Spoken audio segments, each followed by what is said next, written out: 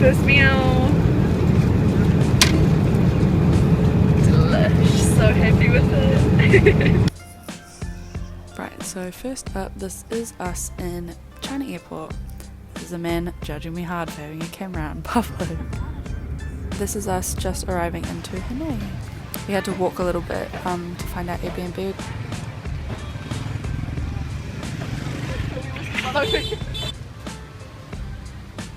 Here is us just walking the streets on our way. That cute little lady and sunflowers. And it's damn freaking hot. It's so sweaty already. Plus the heavy bags didn't really help. How are we feeling, girl? Same. And this is our cute little Airbnb. We didn't pre-book anything aside from this Airbnb. We booked this in Auckland Airport the day before we arrived to Hanoi. And then we just booked everything as we went, but we found this place and it was pretty cheap. Everything's pretty cheap. I think it was like the equivalent of like 13 New Zealand dollars a night, which we were okay with because it was really central and it was cute as. It's insane. Crazy beautiful. And so hot. You have about 3 seconds of the cold air transferring outside before you're just hit with sticky. Okay, keep moving. Oh no, my phone's so... And then we decided to go and get some dinner, and then it started to chuck it down with rain. So we went and bought some ponchos, and then we found some dogs, if you could call them that. I've been to Asia before, but I kind of forgot quite like the extent of what the traffic is like and how you just have to go for it all in when you're crossing a road, otherwise you're going to get hit. And you mess up other people if you pause. Right, so we found some noodles and we got some bok choy, and we just made a super easy meal, and we ate it outside because we were knackered.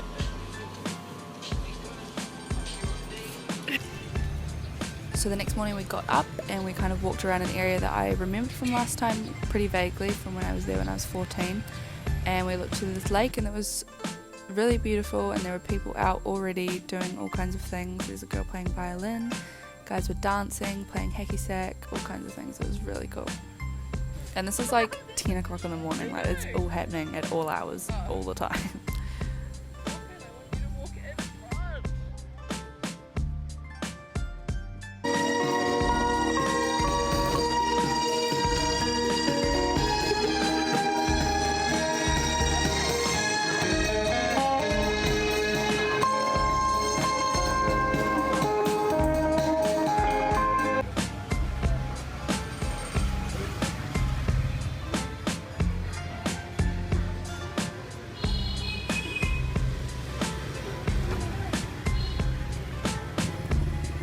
And then we were walking, and you kind of find all kinds of crazy things on the streets. Like there are bikes with like whole families on one bike, like 4 kids and a parent. Yeah, right. There's bikes with like fish on them, guys like transporting goldfish around in little bags. There's whole panes of glass being carried around.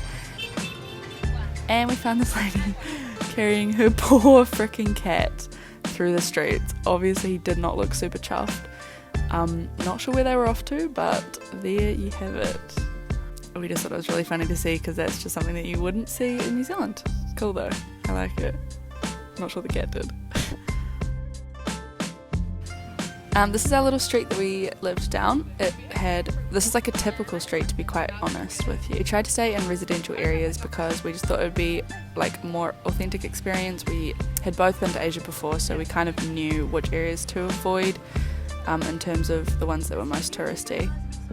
This is us having our first proper meal at a cafe. We ordered a lot more than we needed, but we just got a bit excited and wanted to try all the things. Hanoi, if you haven't been, is incredibly beautiful. It's a mixture of like industrial buildings and then like the green from like all the nature and things coming through is so amazing. And we had just some pretty like decent days. Even with the rain, it looked amazing, the sunlight coming through.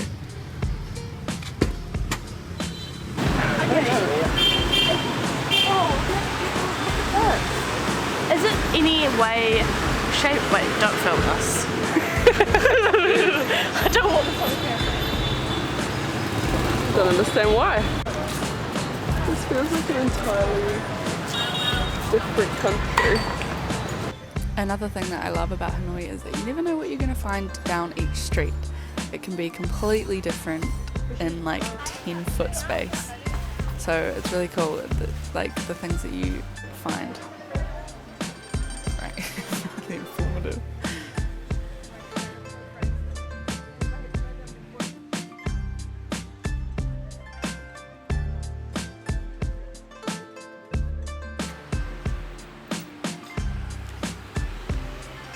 Here is me giving me a cheeky little wave. And here's me risking my life to get a shot on my camera of the lights and the cars going past. Crouching on the side of the street is not something I would recommend because there are little to no road rules.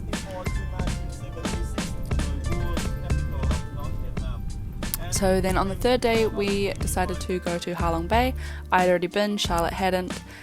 So we booked a 2-night kind of cruise thing, and this is our boat that we were on. Just chillaxing, it was incredible. Wow! What a summery lady on his sunlashes. On one of the nights we got to do a cooking class. We made vegetable spring rolls, which were really fun. And you kind of just get like slotted into a group with complete randoms, and you're staying with them for 2 days on the boat. On each boat they have like one set person that will like take you around, and you hop on and off the boat and do lots of different activities like going through caves, kayaking, going to pearl farms. And so we did that with complete strangers, but you end up meeting some really cool people, and I would definitely recommend it.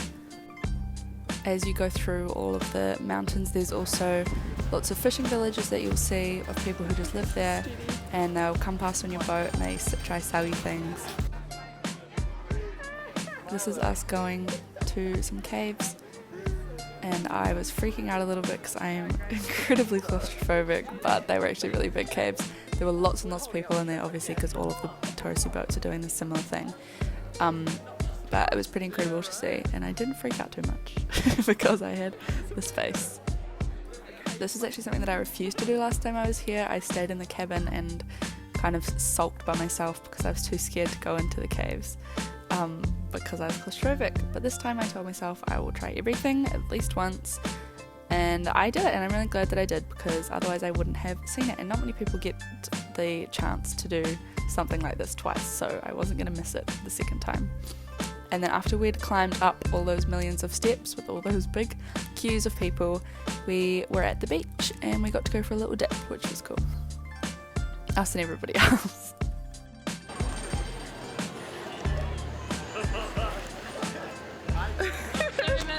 So cute. I'm trying to act all happy in your things now, and I hate it when you zoom in! I'm not zooming, this is the phone. The next morning we were up early and in kayaks, just kayaking around. We pretty much have had free reign of where we were, and we just got to hoon around, which was really nice. It was so peaceful. And then we went and visited a pearl farm. It was really cool. It's quite like obviously just a tourist trap. They want to get you to buy the pearls, but it's cool to see anyway. Obviously Charlotte and I were backpacking around. We did not have money for pearls, nor did we either really want any, but it was cool to see. And if you can afford it, I would definitely recommend supporting the fishermen and the people who shuck the pearls because it's a lot of work. This is something we found really funny. People use their feet a lot for things. 2 of the boats we went to, they were using their feet to steer, which is incredibly handy. Why would you not? Nice way to go, mate. Then we headed back to Hanoi. This is us in our second Airbnb where we were staying. Again, it was another residential area. We actually got lost on our way here. Obviously we don't read Vietnamese addresses in Vietnamese, and we kind of wound up in this random street in the middle of nowhere, and this old man came out from his house and he said to us are you girls lost? And we were at first a bit oh god, here we go. But he was incredibly lovely, and the whole kind of community ended up coming out of their houses and pointing us into the right direction of the house because they knew where it was, which was so lovely of them. Another reason you should stay in residential areas, because you don't get that in hostels that are surrounded by other tourists. After that we left Hanoi and we went to Ninh Bình, which we weren't actually supposed to be going to.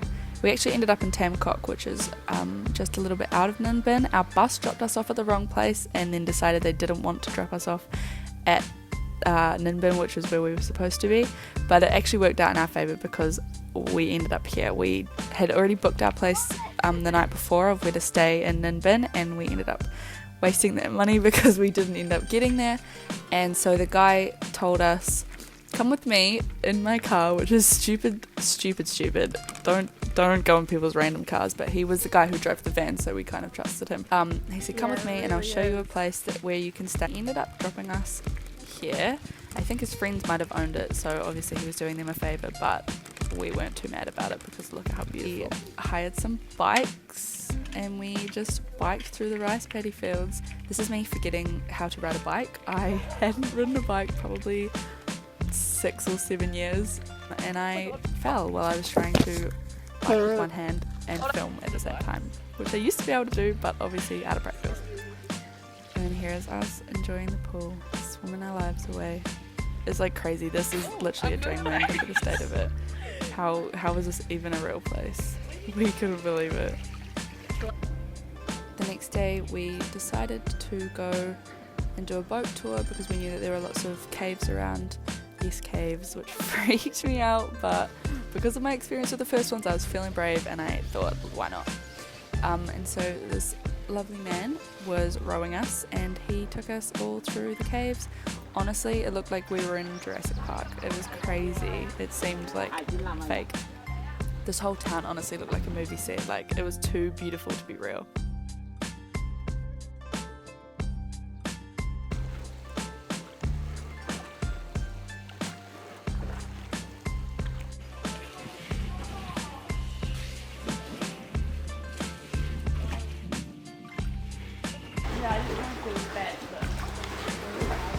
I know.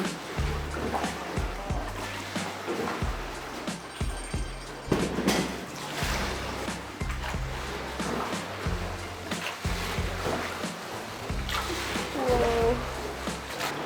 Oh my gosh, does it go right through? Oh wow, it does. Just as well, because my heart was starting to pound. I said just as well, because my heart was starting to pound. Before I start to have a panic attack.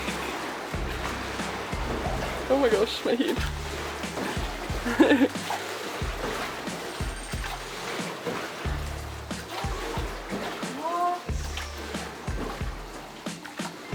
Wow.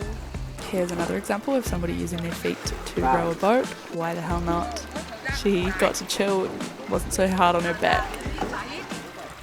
There's a cute man giving me a little wave. And so I think that we were in Tam Kok, Ninh Bình for about 2 nights, and then we decided to hoon off Onwards and upwards we go. Da Nang. Oh, we are the daily vloggers here. Hello. Hello, so we're just heading out of Ninh Bình, and if I was to give any advice to anyone, it would just be to have fun, let loose, Live it up. yeah, Rages. don't stay in your hostel room all day and Who would do that? and go on your phone because you're too hot and you're like And you've got the shits. and you feel that's just lame. Dumb. Get out there and climb a mountain. Seriously, you're not here to do that. You're here to immerse yourself in the culture and stuff. Nice. You've sold it. Take it from me. I'm there. And now we're walking on an open road. We are. Great. Here we are. Great to be here. On to a 10-hour bus. That Cheers. we are nervous to go on, to say the To least. say the least. Yeah. Ah, love it. Catch up. This is us on yet another night bus. Just thought I'd film it to let you know how cozy they are. And they really maximise the space there. We had people sleeping in the aisles. The bus drivers would alternate turns driving and sleeping, and so they'd just come tuck themselves in the aisle and have a little snooze. Very cozy, but gets you from A to B pretty safely. Relatively safely because you can't see the road and you can't see them swerving, but it got us there. So we woke up and we found ourselves in pretty much the middle of nowhere. We actually ended up staying just outside of Da Nang. We just decided to stay on the bus and keep going. So So, quick update, guys. I already feel so much better after eating. We had a little moment of about to book flights, see you later. And now we're in the mountains.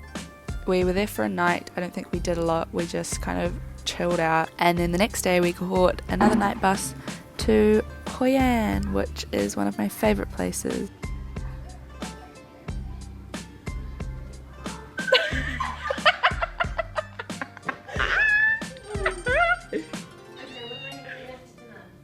She's a fashion killer. They'll be going straight in the vlog. What Hoi An is known for and what I can remember about it last time is the lanterns and the night markets and the big river running right through it. There's a mix of an old town and like a new town where you can walk across the bridge to get from either side.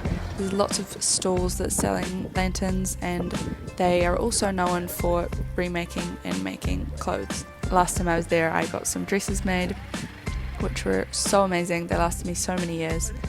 This time I obviously just didn't have the bag space. Charlotte got some stuff made. She was just going through a linen phase, plus we packed light, so we were kind of recycling the same 5 shirts, and we felt like we probably needed maybe a few extras by this stage.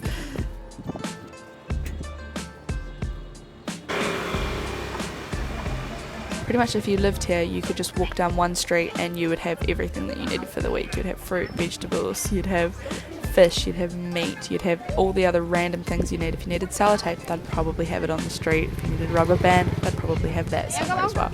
You can literally find pretty much anything in these stores. It's crazy.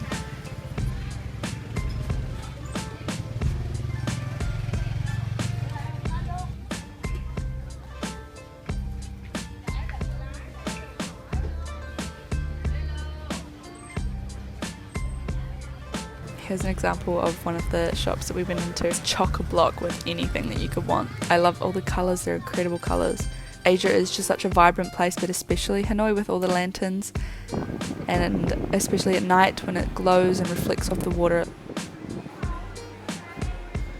Here is us having dinner on our first night. We're just exploring around and we found this random as like child concert. I don't know, it was so weird. All the like mums and dads were like standing there with their phones like recording their children. Not sure what it quite was, but it was interesting to see.